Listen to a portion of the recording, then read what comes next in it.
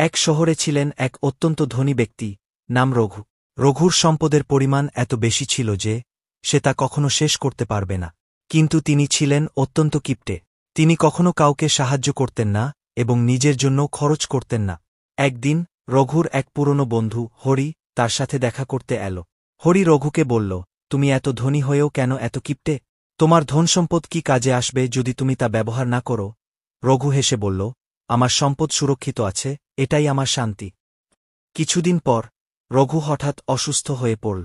কিন্তু তার কিপটেমির কারণে তার কাছাকাছি কেউ ছিল না যে তার সাহায্যে এগিয়ে আসবে। রঘু সিদ্ধান্ত নিল সে তার সম্পদ সঠিকভাবে ব্যবহার করবে। সে গ্রামের গরিব মানুষদের সাহায্য করতে শুরু করল। এই পরিবর্তনে সবাই খুশি হল এবং তাকে আবার গ্রহণ করল।